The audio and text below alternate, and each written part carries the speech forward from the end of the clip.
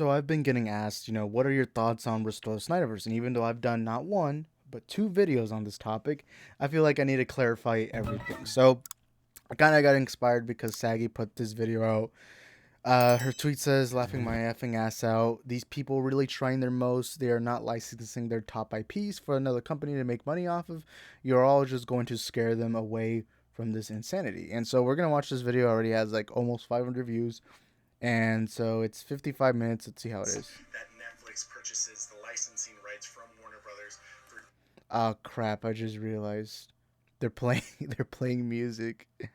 They're playing the Snyder music. God dang it! I'm gonna get copyrighted. Well. DC's Snyderverse.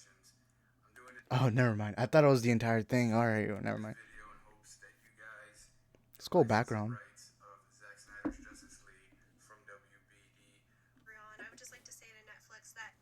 Sells ZSJL to Netflix needs to be a success. So sell ZSJL to Netflix, sell Snyderverse to Netflix. It's your boy Skywalker the Jedi here, tapping in with y'all. Big L. That's all I gotta say. Big L right there. To let y'all know that hashtag sell ZSJL. Bro, look at them crooked ass teeth. You know what? I'm not gonna say anything. All right, all silence here.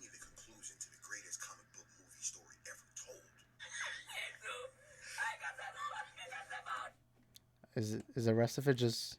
Oh, it's just laughing. Well, anyways, so Restore Snyderverse. Let me say this right now to clarify this. I'm a major Snyder fan. I know I have to constantly keep saying that because they'll like fucking get their keyboards out. Fake Snyder fan right here. He hates Zack Snyder. It's like, no, come on, don't be that stupid. I love Zack Snyder. I think Zack Snyder's Justice League is one of the greatest movies of all time that I've ever seen. It's, to me, the definition of what peak superhero sci-fi should be for the genre. I love Zack Snyder's Justice League. I love Zack Snyder's filmmaking. I love Batman vs. Superman, even when it was unpopular not to like it. I love Man of Steel. You guys know I've been worshiping Henry Cavill's Superman. I've been worshiping Ben Affleck's Batman. I know I have a lot of unpopular opinions, but guess what? That's me. I love Zack Snyder's Justice League. Now, what do I think about the movement itself? Now, I'm not talking about whether it's possible right now. I'll talk about that a little later. But about the movement itself, the idea of getting the Snyderverse on Netflix, not bad. I like it. Because realistically, Zaslav's not going to put up the money. They're not going to make it. It seems like that's obvious. It looks like James Gunn's not going that route. It seems like the 100% impossibility that currently we have at this moment is that Zack Snyder will not get his vision done in the house of Warner Bros. That's impossible. Even though, by the way, a lot of these people in this video, this guy right here, and this guy right here, they kept promising to everyone that they were going to restore it, that Zaslav was the hero of Snyder fans, but guess what? No one wants to hold him accountable, which is the thing that I find really, really, really suspicious with certain Snyder fans. But, let me get away from that. All right. So the movement itself, good. Look, it's almost impossible, and Netflix has shown that they will put up money to get recognizable IP. We already saw them do it with Knives Out. They got Glass Onion, they got everything, and look, now they get their own franchise on Netflix. They have a close contact with Zack Snyder. They already made Army of the Dead, and they're making Rebel Moon. They're still editing. I think that's already done shooting, but they really want to be in the Zack Snyder filmmaking business. And Netflix really, really, really, really, really wants original content. Look at how much they were milking the fuck out of Dahmer. Look how much they were milking Squid Game, Wednesday, Stranger Things. Anytime Netflix has something, they'll show you that they are really proud of it and that they'll fight to make sure that everyone in the world knows what they got. And right now we are in the midst of the streaming wars. Disney has their original content, HBO Max, whatever streaming service out there, everyone's fighting right now. And Netflix has shown that they're not going to go down. The song from Elton John, I'm Still Standing, that's basically Netflix right now. And so Netflix has shown them. And so I can understand fans being like, hey, you know what? Let's try our very best because this is really one last shot. Realistically, if it's either you try doing this or you don't get it at all. And realistically, the Snyderverse is dead. The Snyderverse is over. Realistically, At least the DC Snyder, the Snyderverse is not gone. You know, we're still gonna get that with Rebel Moon, Army of the Dead, whatever. We're still getting Snyderverse. We're just not getting Zack Snyder's DC universe. All right, so I'm fine with the hashtag. My issue with the hashtag, and I explained this to Max, and for some reason Max really got mad at me because I spoke truth, but the reality is what you're going to end up doing with this hashtag, the same that happened with Restore the Snyderverse, is you're going to give people false hope, false optimism. You know, you're just going to end up getting people hyped up to think that they are getting these movies. And the thing is, at the end of the day, all you end up doing is raging everyone. All you end up doing is angering everyone. And then you villainize James Gunn once again. And that's the main issue with the hashtag. Because realistically, it is impossible. It realistically is. Because Zack Snyder's Justice League is not going to be a cheap thing. Because first of all, you're going to have to license each and every individual character. Superman, you're going to have to license that out. Batman, you're going to have to license that out. Wonder Woman, Green Lantern. These are expensive characters that Zaslav knows very well that they cost a lot of money. And then not only that, once you license them out, because it's a lot of characters, Darkseid, this, that, you know, you also now have to fund the movie, because this isn't a cheap movie. This is a very CGI heavy movie. You know, you see Apocalypse, you see Superman flying, Darkseid, this. You see that it's a very expensive movie to make. Not only that, but you also have to pay the actors, Cavill, Godot, Affleck, and then getting Zack Snyder on board. These are not cheap. You know, these are movies that take a long time. These are movies that cost over $200 million. I know everyone's saying, oh, but everyone spends $200 million. You know, whether it's the next Marvel movie, Star Wars, whatever. You know, these are expensive. But you already, you know, Netflix, that's an ideal scenario. Of course they would want to invest that money. But now you also have to pile on the pre stuff. You have to pile on the paying the actors, paying for the rentals of these characters. And you're not just doing this for one movie. You're doing this for 2 movies, right? And the thing is, whether people want to deny it or not, the Snyderverse is not proven financial hits. All right, we've gone Man of Steel, $500 million. That's pretty solid. That's actually a pretty good number. Then we got Batman vs Superman, $800 million. That was really good.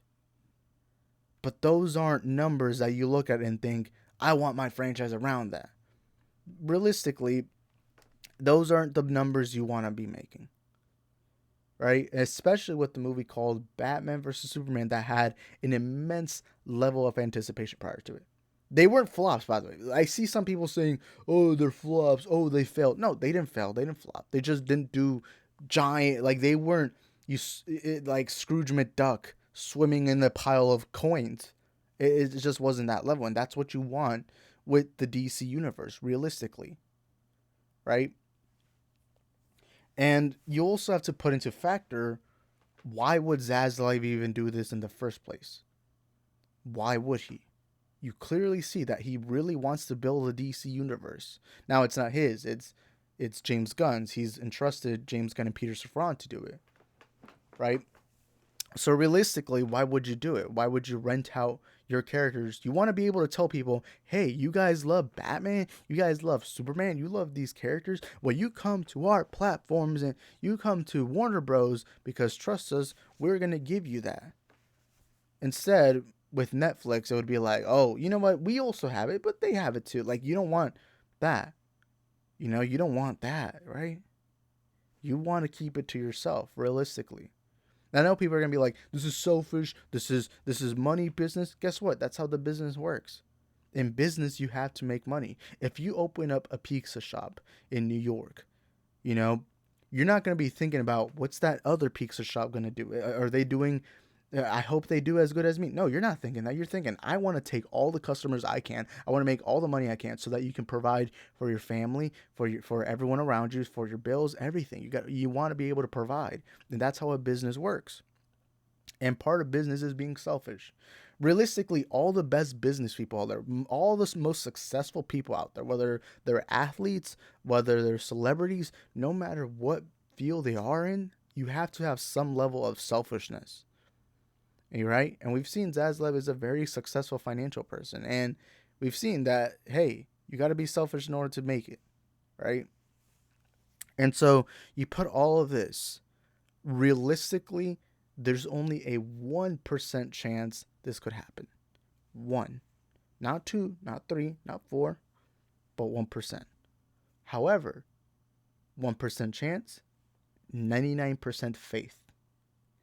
So while I do say it's very highly, highly unlikely, I also say that it's not impossible.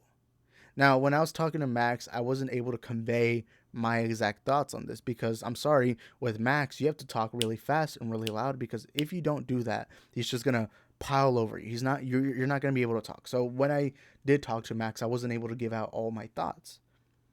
And I know at the time I said it was impossible, but being able to finally now say what I can without having to be rudely interrupted, you know, what I'm trying to say is it's not impossible, but you shouldn't bet on it.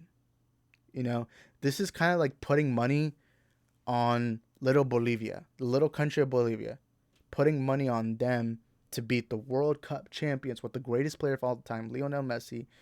You know, it's like putting money on Bolivia when they're playing Argentina. Realistically, yeah, Bolivia can beat Argentina, but it's so unlikely, and all the odds are against you. You're facing a World Cup champion, and you're facing Lionel Messi. You're facing a team that's won the Copa America, that's won La Finalisma, and has won the World Cup with the greatest player of all time. So yeah, it's also the same as a 30-year-old trying to join the NFL. You know, sure you could, as long as you're in highest top tier shape, you're working your ass off, you've proven to the scouts you can do it. But realistically, at the age of 30, there's such a low chance. There's an incredibly low chance. So that's what I'm trying to say. Now, let me now talk. Now that I talked about the people who are supporting this movement, saying, hey, go ahead, do it. Just please put your standards down here. Because the issue with people like Sil, and I know I haven't talked about him in a while, but Sil right here, my biggest issue is that you've given people false hope for a long time, and then the minute that hope that you gave them crumbled down, once that crumbled, instead of apologizing, instead of being like, God damn, I was wrong, I guess, instead of doing that, you doubled down, and you lied to everyone around you. That was my biggest issue with Restore the Snyderverse. Because at the end of the day, from the very beginning, from the minute the Snyder Cut released, once our focus was on restoring it, I always said, hey, it could happen. But it's such a low, low, low chance. So I always kept that in mind. While I was supporting the movement, I was also saying, hey, if it doesn't happen, then I'm already prepared. I know what to expect for the worst. And you should always have the idea that, hey, the worst can come down. When you're driving, let's say you're driving 40 minutes or an hour, actually. I don't know why 40 minutes, but let's say you're driving an hour, you're driving on the highway. Sure, you got to go there calm, you got to go there relaxed, you do your thing, you just drive normally, But you also should have that thought in your head that, hey, there's a lot of idiots driving out there. And one of them idiots could crash into you, cause your car to flip, and you could die. That is something you do have to have. So that way, when you drive, the worst could happen. That way, you are much safer when you are driving. And that's what I always said about the Restore the Snyderverse movie. But I always had a lot of people being like, Isaac, you're just doubting the truth. It's going to happen. But guess what? Look where we are now. It's not happening. James Gunn has already taken out some of the actors. Cavill, Affleck, Godot. And this has been writing on the wall. But no one wanted to listen. To me, this is why I've always said, the smartest people don't speak the truth. The smartest people seek the truth. Because at the end of the day, in this world, we're just looking for the truth. And guess what? This guy right here on the screen, he spoke the truth. But that wasn't the truth.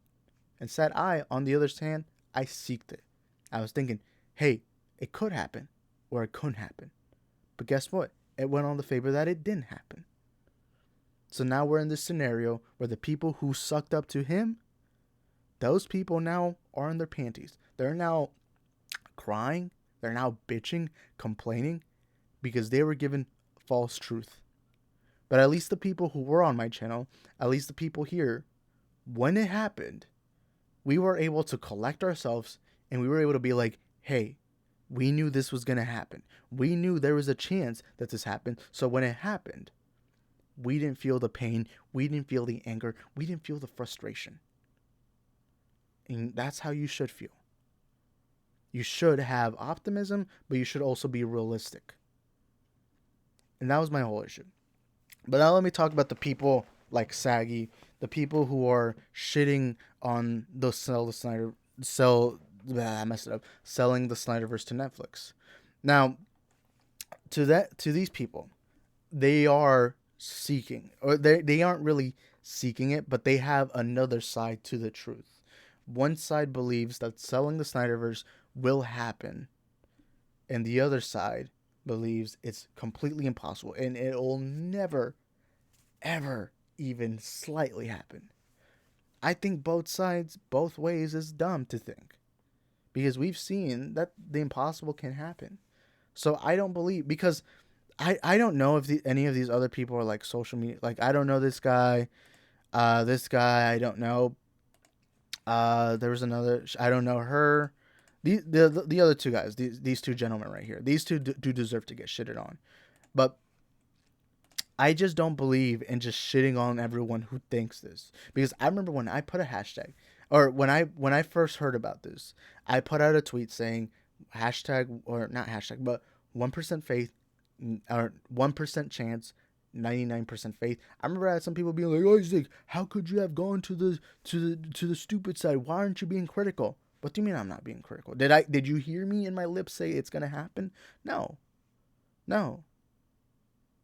And so I do criticize just people like shitting on others for having some sort of optimism. Right? We live in this weird time where you have to either be one side or the other. I sometimes think, hey, maybe they aren't speaking the truth. Maybe they aren't really being truthful here. Maybe none of them know what's going to happen.